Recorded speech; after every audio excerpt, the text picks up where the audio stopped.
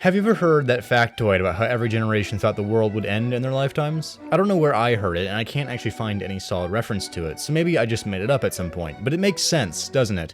Generations before mine bore through the Cold War, a politically strained time when it surely seemed as if the immense orchestra of life on this earth was building towards a final, tremendous crescendo, a loud, terrible crux of cruel innovation hung over the heads of every citizen and world leader. Before them came the World Wars, times in which it seemed clear the curtains of civilization were coming crashing down, orchestrated by a select few vile men, the sons of once believed honorable nations fed into the endless grinder of war. We've come quite far as a species, technologically, economically, culturally, but it still feels like it's ending, as if the problems of now are special somehow, as if the worries of this moment far surpass the torment of the past, as if the troubles of today will be the ones to finally burn away tomorrow. Why is that? Why does the modern world impress upon us the notion of closure? Well, to name a few reasons, the internet caused an explosion in technological advancement and software progression, both creating social media and the swaths of problems tied to that, and also building an irrevocable and fragile framework on which nearly all modern life hinges on. God forbid something happens to it. As a result, information is in our faces all of the time, and a never-ending stream of constant vendors fishing, groping, vying for your attention, competing for your eyes on an ad, because for possibly the first time in human history, you are the product. Except for the slave trade, which is still around, by the way, world leaders are at each other's throats, promising violence and threatening a final game of 7 seconds in heaven, and for the first time, they're truly capable of it, and possibly willing just out of spite. Everyday people are boring themselves into trenches of opinion, burrowing into caves of ignorance, digging their heels into the infertile soil of spite, refusing to listen, refusing to empathize, refusing the very humanity of others. Artificial intelligence spreads its tendrils into every facet of life, private and public. Businesses are too blinded by dollar signs to realize they're running themselves off a cliff and into the boiling seas of uncertainty. How could one not feel as if the world is ending when every possible negative is displayed within moments of occurring? How could one not feel alone in this isolating sea of eyes peering onto the waking moments of every other, watching, observing, judging, and not always silently? How could one feel like there's a future when the institutions of the past still govern us like yesterday? How could one not feel like humanity is reaching its twilight when night moves on to us so quickly, the days spinning around so fast, the years flitting by and by, filled with tragedy after tragedy? A world as hopeless as it is expansive, a world as confounding as it is abhorrent, a world as catastrophic as it is dystopian, a world that never stops, yet is always ending. And what are we to do?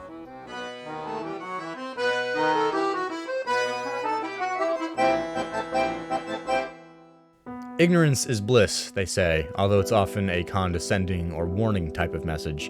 Willful ignorance is somewhat of a plague of our time, people refusing to learn the plights of others or the reality of the past. But isn't it something we all practice? Don't you take a break from the news occasionally? I know I do. It gets stressful, the world, and living in it. It's no secret that the media of today focuses largely on anxiety, because you engage more and you can see more ads and therefore make more money for the company.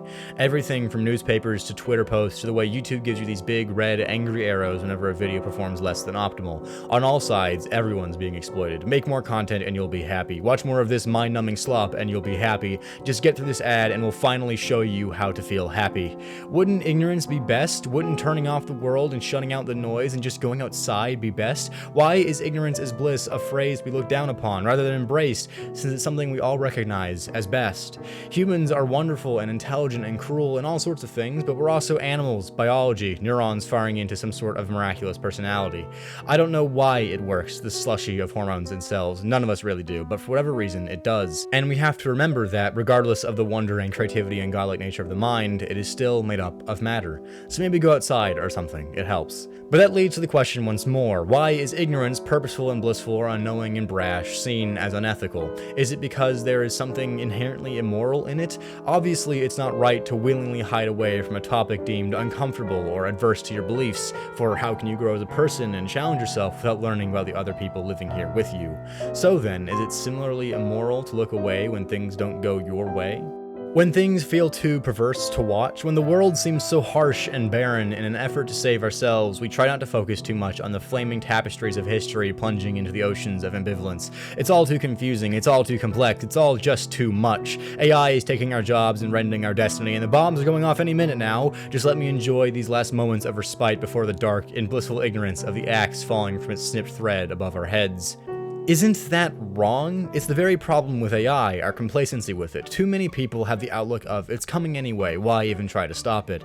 Can't you see you're the reason it's coming? The compliant civilizations never lasted long, the content peoples were always quick to be taken advantage of, and in this age of dystopia, the slippery slope to corporate reach unbound is becoming steeper by the minute, and actively worsened by those blind to it, purposefully or otherwise. It's best for us all if we stay constantly vigilant, always on lookout for advantageous systems and abuse legality, always consuming information, always understanding our stance in this world and who we are in it. We must sacrifice ourselves for the greater good, for the greater humanity, for the greater future. What is my life but all I get to live? What is my life but myself and I? What is my life but a brief period of existence with nothing before and likely nothing after? It is better if I should throw it all away, sacrifice my sanity, drive myself mad, diving into the depths of knowledge to stay afloat amidst the rapids, ruling the world of intelligence, warding off conniving predators left and right to keep us free from complacency, independent of compliance, unshackled by contentment. Revolutionaries and martyrs, what's the difference? Occasionally, I'd rather be a coconut, instead of this walking, talking abomination of an ape. A coconut doesn't have to fear AI robbing its aspirations. A coconut doesn't have to worry about a nuclear barrage closing out its days. A coconut doesn't have to question the morality of ignorance. I bet I'd make a good coconut. But a coconut also doesn't have chocolate, or ice cream, or creativity, or family, or empathy, or happiness at all. How could it choose to best live its life when it has none? Yes, it would be nice to have no concerns like a coconut, no uneasy trains of thought, but it would suck to be unable to talk to people. To never meet someone you like one night, then somehow with a few bumbling words and a terrifying couple of moments end up on a date with them. To never know the beauty of a painting, or the brilliance of a novel, or the magnificence of a song. Life is a bitch sometimes, it's confusing sometimes, horrible and scary sometimes, but that's the price of living it. That's the cost of sentience, that's the duality of consciousness. Beauty and belligerence, happiness and sadness, the good times and the bad times. Maybe we'll all go out in some fiery explosion and it'll be tumultuous and horrible and we'll all have wished we were never born, or maybe we can work to keep the world spinning, to keep humanity on its surface. Maybe we will all die out anyways, despite our best efforts, and the last humans will stand on the edge of the world and watch it all crumble around them, the last chapters of humanity closing in. But I bet they won't think it worthless. I bet they won't believe the time spent lost. I bet they won't look at the incredible fact of humanity and wrinkle their faces in disgust. No, they'll remember the times we've had, the good we've done, the lives we've saved. Yes, there are horrors unimaginable. Yes, you will feel sad at times for no apparent reason. And yes, that is the price you pay for being able to look at everything and make anything of it. Your ignorance is immoral but warranted, your fear not unfounded. Sometimes, however, we have to face the world as it is and come out resolute. It's gritty, it's grim, it's scary, but it's ours. It's ours to live in, or at least to live through. You're alive, and while it may feel that your life could be swept out from under you at any moment if you aren't looking, that's all the more reason to enjoy it now. The past is done, the future is unknowable, and you may not be capable of changing any of it at all, no matter who you are. But you can do little things. Smile at the checkout line, donate to a charity you believe in, tell that racist family member just to fuck off. Sometimes the best you can do is just not be a dick, and even that is helpful. You berate a stranger once, put them in a bad mood, and now we have Project Sundial. And no matter how dark it seems, no matter how the waters rise, no matter how loud the orchestra gets or how slim our chances seem, remember, always remember, the fact of the matter is, humans are objectively better than coconuts. Before you leave, I'd like to recommend a wonderfully put together video by Melody Sheep on the optimism of our future. It covers all sorts of things, focusing primarily on how we've overcome problems in the past and how there really isn't much we can't do now.